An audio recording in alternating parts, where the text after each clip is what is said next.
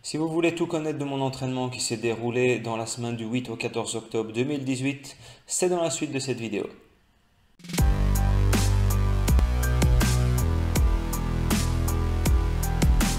Avant de passer à l'entraînement proprement dit, je vais d'abord replacer cette semaine dans son contexte. Le 30 septembre dernier, j'ai participé au demi-Ironman de Cascais et je m'étais dit, voilà, je vais laisser une semaine sans entraînement spécifique au triathlon. Donc déjà, cette compétition m'a laissé 4 jours de courbature. Et à partir du mercredi, j'ai déjà dû reprendre progressivement les cours que je donne dans le milieu du fitness. Donc j'ai voulu y aller de manière très progressive. Voilà, donc cette semaine est véritablement la première semaine d'une période de reprise post-compétition. Certains me diront, oui, tu n'as laissé qu'une semaine après ta compétition, prends le temps de récupérer un peu plus, fais un break dans tes saisons, mais il faut savoir que la dernière fois que je me suis dit, je vais faire un break après la compétition, ben, ce break a duré 8 mois. Et donc, j'ai plus envie du tout d'en revenir à la douleur de la réelle reprise d'endurance, de foncier après une longue période. Donc voilà, j'ai décidé de reprendre l'entraînement assez tôt, de me replacer des objectifs très tôt dans la saison. Et c'est pour ça qu'une semaine de récup m'a paru amplement suffisante en fait. Donc pour faire assez bref, cette semaine est véritablement la première semaine d'une phase foncière où je vais bâtir un socle d'endurance fondamentale en vue de ma prochaine compétition. Je ne sais pas encore très bien combien de temps va durer cette phase. La compétition, elle est déjà planifiée, elle est déjà à l'agenda. Je sais quand elle aura lieu et où elle aura lieu. Maintenant, je ne sais pas combien de temps je vais planifier ma préparation spécifique. C'est-à-dire, je ne sais pas si je vais la placer sur 12 ou 16 semaines. Donc voilà, c'est encore en questionnement par rapport à ça. Mais j'ai quelques semaines devant moi maintenant pour bâtir véritablement une bonne fondation pour pouvoir préparer de manière spécifique cette échéance.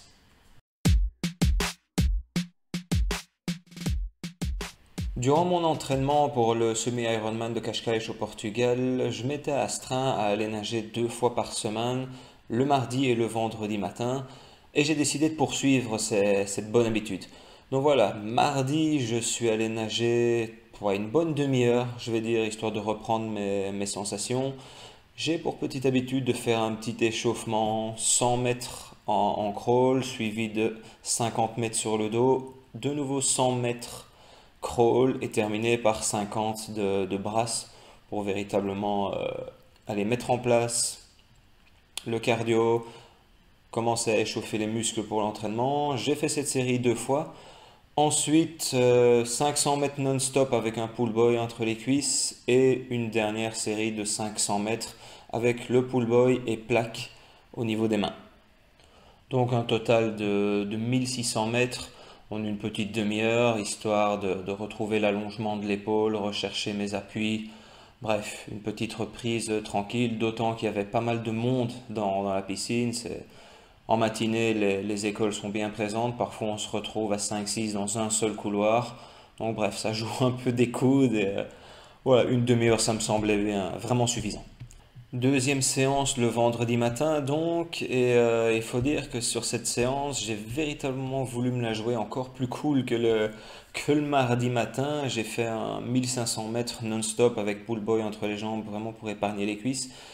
Faut savoir que j'ai dû faire quelques remplacements en cours collectif le mardi soir essentiellement, et j'ai un peu traîné cette fatigue sur le reste de la semaine, donc je me suis dit, voilà, vas-y cool, cherche des appuis, cherche à aller loin, l'amplitude, vas-y relax. Donc à nouveau, 1500 mètres, une toute petite demi-heure d'effort, histoire de l'avoir fait, histoire d'avoir bonne conscience, d'avoir pris le rythme, sans pour autant aller chercher à taper dans le cardio, aller chercher véritablement l'endurance. Le seul entraînement que j'ai réellement fait sur mon vélo durant cette semaine, c'était le samedi après-midi après le boulot. Je suis monté sur mon vélo pour voilà, une bonne heure et demie d'entraînement, histoire de juste aller tourner les jambes, refaire les parcours que j'avais l'habitude de faire durant la préparation pour Cascais, et surtout d'aller tester un nouveau vélo que je viens de m'acheter, J'en discuterai un petit peu plus dans les semaines à venir, je laisse un peu la surprise. Mais voilà, il a fallu que je teste un nouveau développement, une nouvelle position sur le vélo. Bref, c'était plus de la découverte qu'autre chose et vraiment prendre le temps d'utiliser mon nouveau jouet en fait. Il y a eu une deuxième balade à vélo aussi le dimanche matin. Je ne sais pas vraiment si je dois le considérer comme un entraînement à part entière. Tous les dimanches, en fait, je donne un cours de RPM, qui est un cours d'indoor cycling, dans un club qui se trouve dans le sud-ouest de Bruxelles. Moi, j'habite dans le nord-est. Donc, je traverse la ville tous les dimanches matins. C'est à peu près 13 km. C'est véritablement quasiment tout le temps de la descente jusqu'au club. Je donne mon cours et puis je fais le chemin inverse et je m'arrête dans un autre club où je passe toute l'après-midi. Pour les connaisseurs, le retour se fait via l'avenue de Fray à Uccle, qui est une belle petite côte. Elle est relativement cool, ça va de 2 à 5%, mais elle est longue et régulière. Et là, j'aime bien taper dedans, comme on dit, même après un cours, ça fait vraiment du bien. Donc voilà, j'ai une mini trentaine de kilomètres que je fais en réalité tous les dimanches matins. J'avais pris cette habitude déjà bien avant la préparation pour cache-cache, et autant que possible, je le fais.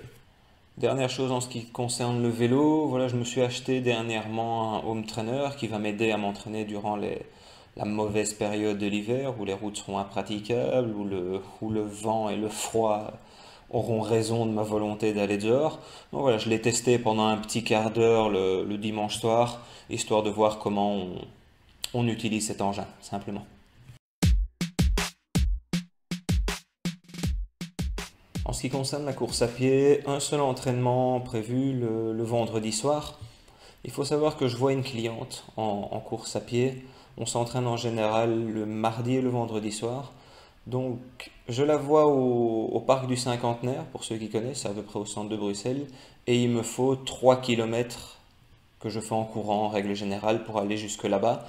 Ensemble, on court une petite dizaine de kilomètres pendant une heure. Et je fais en règle générale le chemin inverse pour revenir jusque chez moi. Donc ça m'a fait, pour ce vendredi-ci, ça m'a fait un peu plus de 16 kilomètres en une bonne heure et demie. Donc une séance d'endurance vraiment, vraiment cool.